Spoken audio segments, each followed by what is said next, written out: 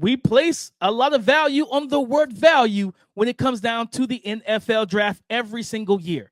On today's episode, we're going to go through the best day 2 value prospects on the offensive and defensive side of the ball, because that's where the runs are going to happen. We'll talk about this and more coming up next.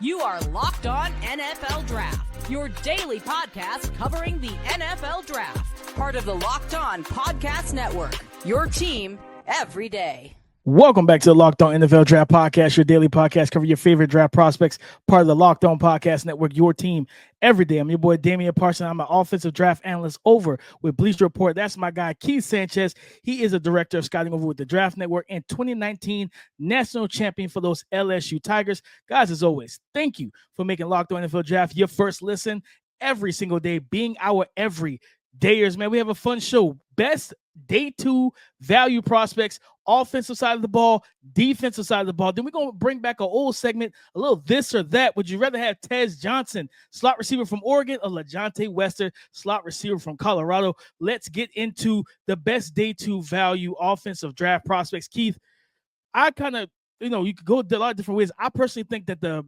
day 2 is going to be where the value is in the 2025 NFL draft.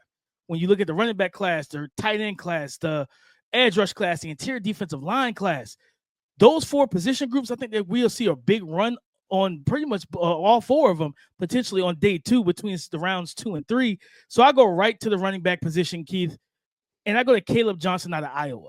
And for a team, we talked about like with Dallas Cowboys earlier this week when I did the mock, them needing a receiver, them needing potentially offensive line, D-line help. They have a lot of different other needs in round 1, especially with a top 12 pick, than going with like an Ashton Genty at running back in this running back class. The Dallas Cowboys and some of these other teams that need a running back in round 1, if a top tier defender or offensive lineman, whatever falls to you in this draft class, with that first round pick, you can get a Caleb Johnson who's 6'3", 220, light-footed, fleet-footed runner that, in all honesty, runs with power. He catches the ball well out of the backfield. I think he's going to test well in the 10-yard split at the combine.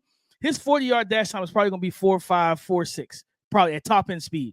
But his 10-yard burst is legitimate. So I think this is a guy that absolutely has bell cow first, second down, and he can pass protect, give you third down value. I think that day 2 value at the running back position starts with RB3, in my opinion, with Caleb Johnson, somewhere in that middle part of the second round, because I think Omarion Hampton is going to go early in the second. Yeah, I think that when you look at the best day 2 values offensively and defensively, I'll say this blanket statement is that they're by position also, right? That the running back position being extremely deep, the edge rusher position being extremely deep, the offensive line position being extremely deep. There is going to be a bunch of value when it comes to the day 2 prospects. Now, I think the fun part is this, that because depending on your draft grades, right? You may have day 2 grades on these guys, second round grades on these guys. They may go in the first round. That's going to be the fun and interesting part with this draft, due to, consensusly, right, there's not being as much of a high-end blue chip prospect type of draft. So I look at the running back position also, and I think you find really good value in guys like, you mentioned Caleb Johnson, Quinshon Judkins. I would think Omarion would still go in the first round, but then you throw in, like, from the showcase that like a guy like Ollie Gordon had, right? Is this now a first round guy? Devin Neal, I mean, not a first round guy, but a high-end day 2 prospect to where you feel like he can be a RB1.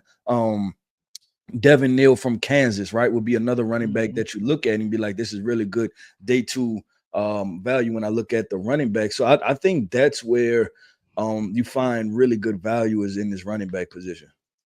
100%. I think it's just as somebody's going undrafted that's going to be a good player for a team, and like there's going to be somebody we're going to look back and there might be a top 15 runner and rush and lead in terms of like stats. One season, be like, where was he drafted? Like, oh, he went after the draft. Like, that's crazy. But it was like, this is the type of class this is. Yeah, because you still have your Cam Scatterboos, you have your Jarquez Hunters, right? You have your Kyle Manun guys. You have Jordan James, RJ Harvey, Khalil Mullings, Jaden Blue, Woody Marks, I know a guy that you like a lot. Brashard Smith, with his electric running, Trevor Etienne. So you can find a running back that can contribute a whole lot, right, with this position. But I want to also look at the tight end position. Is this a day two position that can offer really good value, depending on which guys don't get bumped in or bumped out, right? But you still talk about like a Terrence Ferguson. Harold Fannin seems like a guy that's probably going to go day two now, which seems like appropriate and good value for teams now. If you're able to draft him, top of the third, late second, something like that, able to draft him in one of those positions, depending on whether you get Elijah Arroyo at, right? Mason Taylor would be another one that I would look for. So I think Thomas Fedoni. So the tight end position is another position, DP, when you look at it, that like you sit there in the second and third round, you need a starter. You should be able to find a baseline starter at that position. 100%. I think Jake Brittenstool is one of my favorite guys out of Clemson, and we saw him down in Mobile. He had a strong week. Even though he was on the team that didn't throw the ball a lot, when they did throw it his way, he caught it. He got open, he made all the catches, he got yards after the catch. And I think this is a guy that, like, truthfully, we could fast forward 3-4 years, and people are talking about him as one of the top tight ends from this class. Just watch the tape. This dude gets 6'5", 6'6". I think he's like 240, 245, somewhere in there. I think I comped him to Mike Gesicki because he is more of that slender build. So you worry about the inline blocking, but I think as we've seen with a lot of the Travis Kelce, like, these guys aren't going to be Gronk. They're not going to be George. It's not many Gronks and George Kittles who are going to be able to do both at a high level anymore. Yep. These guys are basically big wide receivers, and you just treat it as such, right? If you're a inline tight end team, you just have to kind of figure that situation out. But I think Jake Brittenstool is another high value day two pick, whether it's in the second round or at the top of the third. And teams, I think for me, I think about the Cincinnati Bengals and putting him in that offense with a Jamar Chase, Andre Yoshevas. I don't think they're going to keep T. Higgins, but like if they were able to keep T. Higgins and pay T. Higgins, Joe Burrow went on national television was like, yeah, pony up the Bucks. Let's get my guys paid and keep them in Cincinnati. I think that you put him into that offense, now you got a guy that can control the middle of the field. And when you put him with an accurate quarterback like a Joe Burrow, I mean, just they're different quarterbacks. Different places you can put them. New England Patriots, right? We got to build around Drake May. Put a Jake Brittenstool in that offense, man. Absolutely helps that young quarterback, because what it gives him is a safety blanket from the tight end position with size, athleticism, separation skills. He's a space creator, but also the catch radius as well. With Keith, flip it to the wide receiver. I think there's some solid value at the receiver position, and I go to a guy that has really become one of Dame's dudes, Jack Bech from TCU, man. Like, I gave him a 3rd round grade watching this tape, and then also incorporating everything we saw in Mobile. And this is to me, the best way to put it, he's a no-nonsense type of receiver. He's not going to do all the dancing and fancy footwork at the line of scrimmage. Everything is intentional. He gets upfield. He pushes vertical. He attacks the defensive backs. And he doesn't have wasted movement and motions as a route runner. He's not going to do a lot of things that's going to waste time. He gets in and out of his breaks, in and out of his cuts. And this is a guy that does I think I put in my report, he's the glue guy to your passing attack. That guy that works the middle of the field in conjunction with the tight end, like, that's what Jack Bech is going to bring to you. He's going to bring you that glue guy, physical, between the numbers. He don't care if a safety's triggering down. If you throw it between the two linebackers, he's going to make the catch, and he just plays with that grit. And I feel like he's one of those guys who's a culture changer in your locker room, but also a guy that's going to inject energy into your passing attack. Yeah, and I think that's what you draft him for, right? Like the culture change, the knowing that he's going to go all out. And we talked about this after the Senior Bowl. Bech is obviously a guy from Louisiana, so I'm familiar with him even dating back to high school. That's just how he played all the time, right? Just grit, toughness. Like, the guy could have played linebacker, right? Because he was going to hit you as a wide receiver. But DP, let's flip sides of the football, man, and talk about the defensive prospects. Yes, where's the best day two value? What positions? What players are we going to talk about? We're going to find out coming up next. As a small business owner, your work doesn't end when the clock hits 5. Your business is always on your mind, which means when it's time to hire, you need a partner that works just as hard as you do. That's where LinkedIn Jobs comes in. When you clock out, LinkedIn clocks in.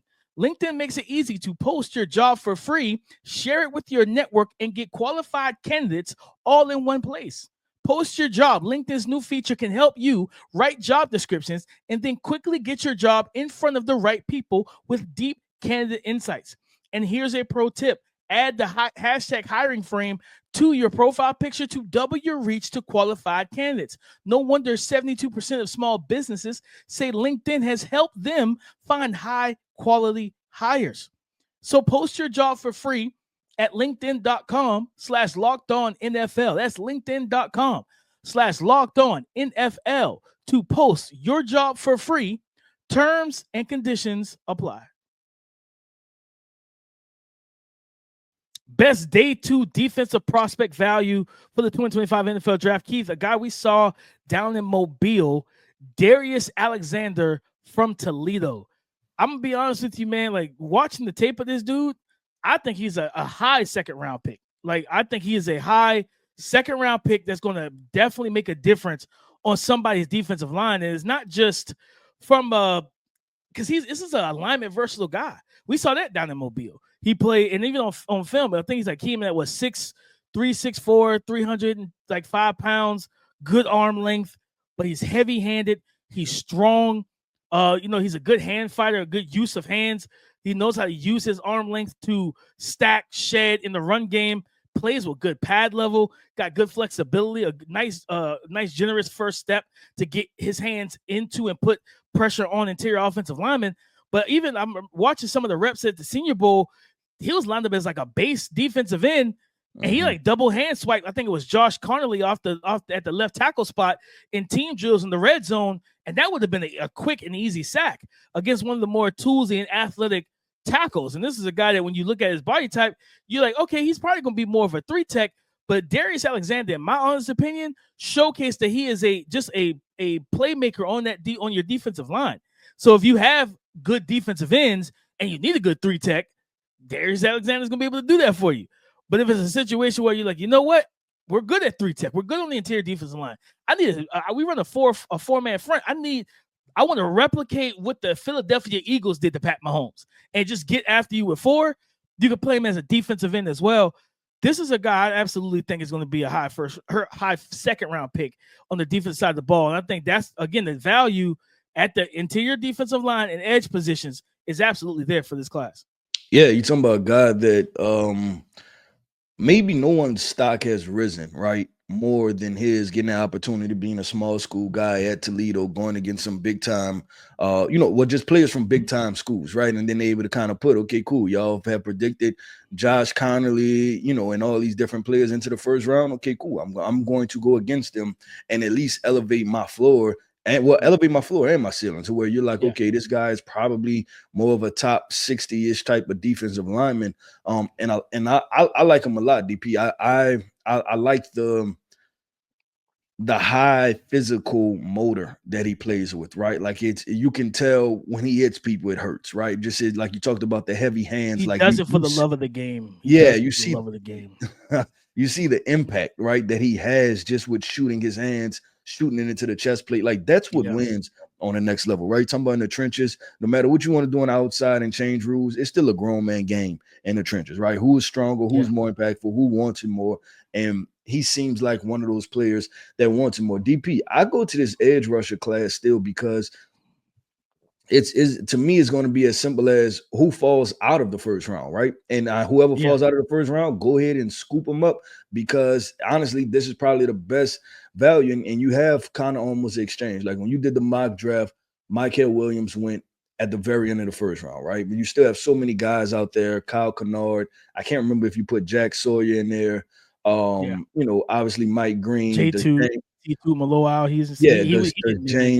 James Pierce, Princely Uman-Milan, right? There's so many different guys. Femi Aladejo from UCLA is another guy that I like a lot. There's so many edge rushers in this class that, to be honest, the day 2 value may be the best value because I think that they have good talent, right? In the edge rush class, but all of these guys may have like a question mark or 2.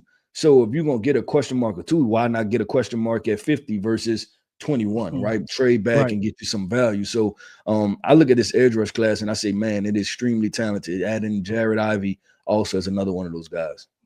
Yeah, 100%. I think, for me, I look at Landon Jackson from Arkansas, what, was he 6'5", 6'7", 6'5", somewhere in there, 280 pounds. And he looks the part, long arms. Like, his frame is just so interesting when you see him in person, because it's like you look like a created player with his height, the long arms and everything like that, and almost look like Johnny Wilson playing defensive end from last year. You know what I mean? Or Johnny Wilson just standing there and the tip of his fingers are at his knees, and you're like, this is weird. You know what I mean? Like, you shouldn't be able to do that just standing straight up. And I look at like Landon Jackson. I think he started to get his footing for himself and finding himself while he was in Mobile, to where you started seeing him be able to win some of those one-on-ones, get into the backfield.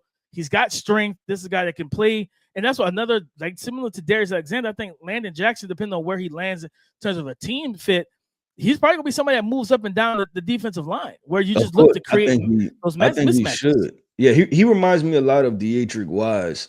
Good call. Yeah. He reminds me a lot of him, and Dietrich plays, a lot of different things for the Patriots.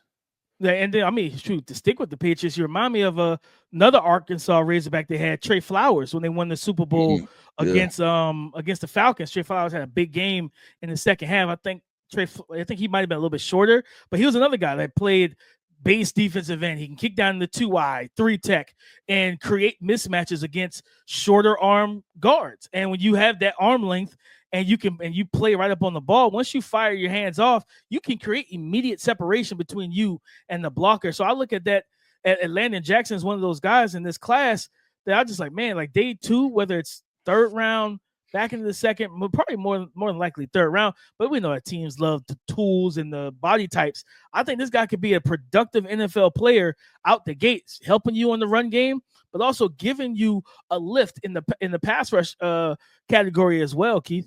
Yeah, and I look at a couple other guys, DP. I told you his edge rush class was deep. Baron Sorrell, Donovan Izuriku, Braden Swinson, a guy that nobody talks about, and I like him a lot. All three of those guys have an opportunity to be, go day 2, day 3, and then be double-digit sack guys for an NFL team. I think all of them have that type of upside. But DP, one position, I think by default there may be some value, because I just don't necessarily know if I want to draft these guys in the first round, is the cornerback position. I like a Azariah Thomas, Quincy Riley, right? I like those guys in the second round, just as day 2 prospects anyway. So, if the board falls, right, you might be able to, Azariah Thomas, I feel like he can play man, but I also feel like he can play some zone. Like, I feel like his profile wants me to say that he's like one of those prototype cover 3 corners. But I do think he has some foot quickness and things like that to play man also. But I like him a lot, and I think I could see NFL teams valuing him in multiple different systems, and could be a good day 2 pick. You could draft a starting corner. Yeah, I mean, that was crazy enough, Keith. That was a guy I had on my list as one of the more like better day 2 value corners is Azariah Thomas. Will Johnson. I truly believe Travis Hunter, Will Johnson. I think Benjamin Morrison, from what I heard, the hip is fine. We'll see what the medicals say, and everything like that. If he's good to go, I think he gets the all clear at the combine in a couple weeks. I think he's going to lock himself in as a first round without even have to test or do anything, due to the hip. I still think he goes first round. And then we get 3 first-round corners. But like I said, Quincy Riley, who had a big week down in Mobile. Azariah Thomas, who, he had a weird first day, but after that, he was fine. Well, yeah, because they put him at nickel a couple of times against Tez, and it was just like Tez was off ball, so he couldn't get hands on. Yeah, it was unfair. The other corner I want to throw in there that stock definitely up for me is Virginia Tech corner Dorian Strong. Yeah, I think he had a strong week. And when you go back to those cover 3, cover 2 corners, can do some different big physical things. Kid. Yeah, long, has length, can run, things like that. He's another corner DP that I'm looking at him like, hey, you might be able to plug and play this guy and good reps out of him, because all the physical tools are definitely there for him. No, I think because I don't know if he wore his natural number, but I think that first day when he was battling with those big body wide receivers, I kept trying to figure out who is that, and then somebody was like, that's Dorian Strong from Virginia Tech, I think the first he might have wore that white helmet and everything, so it threw me off, and I was like, I don't know who that is. I can't see his jersey. You know what I mean? But he was having a great day, and he kind of continued that big physical press guy that can get into the contact window and play press coverage and really disrupt timing. I like that a lot. And then the interior defensive line, Keith, as we talk about, like we know Mason Graham and all those guys. I think Tyleik Williams from Ohio State, man, like day 2, you can get a guy that's gonna help you in the run game. He can collapse the pocket and push the pocket on passing downs as well. This interior defensive line group, like I think there's about 25 guys that's probably gonna have up to like the back end of day 2 type grades for NFL teams, where we're probably gonna see a run on that because the quickest path to the quarterback is right up the face of the offensive line. I agree 100% with DP. We have a little versus battle going on. We're talking Tez Johnson from Oregon. We're talking Colorado's Lajohntay Wester. We're going to talk about who would we rather, right? Who would we rather take? Tez Johnson, Lajohntay Wester. We're going to talk about that coming up next. When the game tips off, the NBA action is just getting started, and there's no better place to get in on it than FanDuel, America's #1 sportsbook. With FanDuel, you can place live bets throughout the game. So even if you missed the opening tip-off or want to bet on a fourth quarter comeback, you can stay in the action. And if you're looking for a bigger payout, you can even combine your live bets into a same-game parlay. I love using FanDuel's live betting feature because it keeps every moment of the game exciting. Whether I'm backing my Detroit Pistons for a late-game rally or comeback, or I'm picking Cade Cunningham to hit a clutch 3, I never feel like I missed my chance. Plus, the app is super easy to use. And when you win, you get paid instantly. Right now, new FanDuel customers can get $150 in bonus bets if your first $5 bet wins. Just visit FanDuel.com to join today. That's FanDuel.com for your shot at $150 in bonus bets. Make every moment more with FanDuel, the official sports betting partner of the NBA. Thank you for making Locked On NFL Draft your first listen today and every day. Shout out for being our everydayers. Tez Johnson versus Lajohntay Wester. The battle of this or that. When you talk about those day 2 slot receivers, right? Tez Johnson came in. Well, he was 5? I think he came into the Senior Bowl. What was it? 5'9", 5'10", 156 or something like that. And then you got Lajohntay Wester, who's about 5'10". 160, 165. Lajohntay from, he started his career at FAU. He spent 4 years there, was one of their top receivers, then went and became just a part of that high-octane passing attack for Colorado. And on the season, he had 74 catches for 931 yards, average almost 13 yards per catch. And he had 10 receiving touchdowns, while Tez for Oregon, coming off back-to-back, really – truthfully, he's had a really good career. He started off at Troy and then transferred into Oregon. 1,100 yards last year, a little bit less this year. I think he missed some games due to like an injury. 82 catches, 898 yards, almost 900 yards receiving, and 10 receiving touchdowns. When you look at the battle of these, I think we can say the same thing about both of these guys. Quick twitch, route runners, like hard to get hands on. If you don't get hands on, they can route you up, change the direction. Things like that, speed, quickness. When you look at these two guys, who would you rather have on day 2, Keith? Would you rather have a Tez Johnson, or would you rather have a Lajohntay Wester? DP. I might shock the world when I say this. I am going Lajohntay Wester because I think I'm getting more versatility out of him. This is a guy that has consistently played on the outside and can play slot. I think electricity-wise, I think they're about what and what. I do think that Tez is a more smooth route runner. I think Lajohntay has more start-stop ability. I think his ability to accelerate, decelerate, and explode out of breaks he has that higher ceiling and that faster. So I even think about just usage rate, right? Because I was thinking about Zay Flowers and I didn't want to invoke his name in there. But if you had to, like you're looking at a smaller frame wide receiver and you want to get the quick screens, those type of things, the tunnel screens, I would lean more towards Lajohntay Wester because he has that higher explosiveness out of like out of from a complete break, right? He can accelerate quicker. Like I said, I think Tez is a smooth route runner. And I like him in a free release situation. I just seen more from Lajohntay also playing on the outside, and has the ability to try to beat press man and push vertical.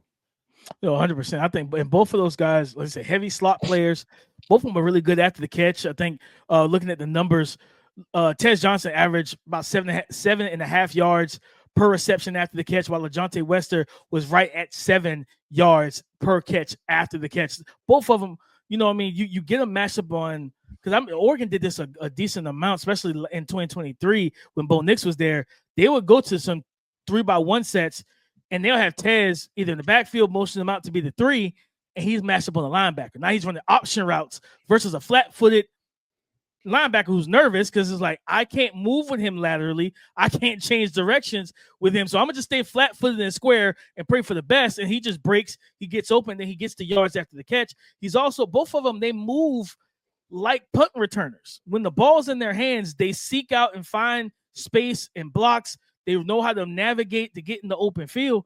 And I think the only difference is, I think, between the two, because I think looking at Tez, one thing I did stand out, Tez's arm length was pretty solid for a guy his size. Like his arms look pretty long for his size. I think he has a little bit more at the catch point to extend and everything than the Lajohntay Wester, where he's a little bit more shorter armed. But I looking at it, for me, this is tough.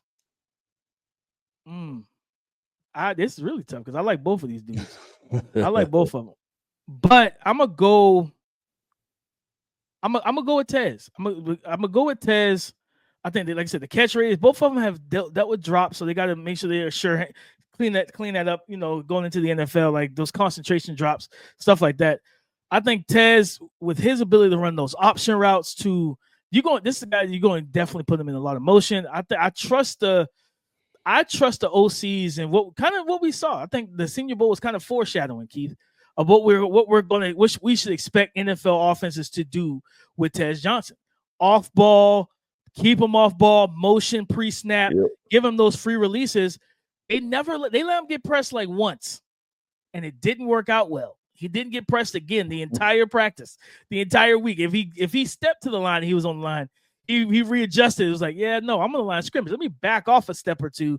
Now let me give me some space to work. I think with his like I said, Lajohntay's more stop-start.